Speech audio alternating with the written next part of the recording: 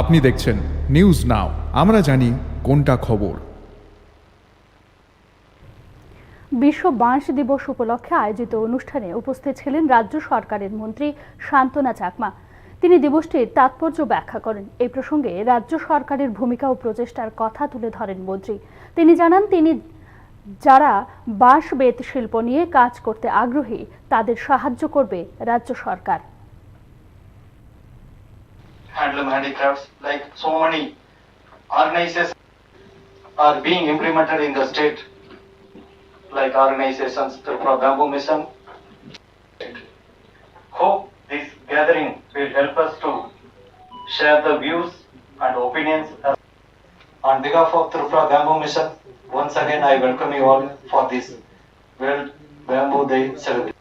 To support the existing bamboo industries and entrepreneurs in the state, various schemes and organizations are involved. Respected Principal Secretary Forest and PCC of HOF, Sri R.K. Samal sir. I welcome Sri Bhutia sir, CEO IGDC. Sri Arun Kumar, Director Handloom and Tripura is one of the leading states in India to commercialize bamboo by producing different products like bamboo stick for agar, briquette, pellets, etc. The turnover of bamboo sector has reached more than 1 to welcome our Honorable Minister Industries and Commerce Shantana Chakma Madam. Media friends, Tripura has 23 species of bamboo spread in around 4 discussions. And once again, thank you very much for giving this program about how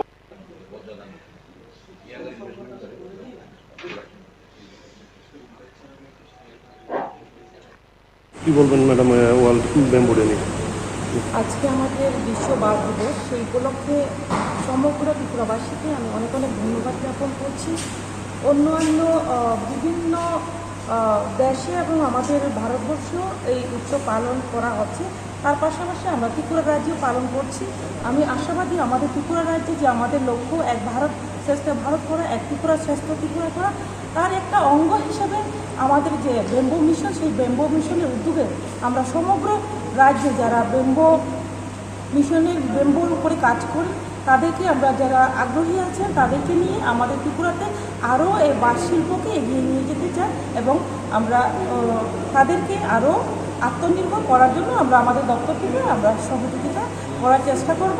আমি আশাবাদী আমাদের ত্রিপুরা সকলের সহযোগিতা এগিয়ে যাবে। ধন্যবাদ।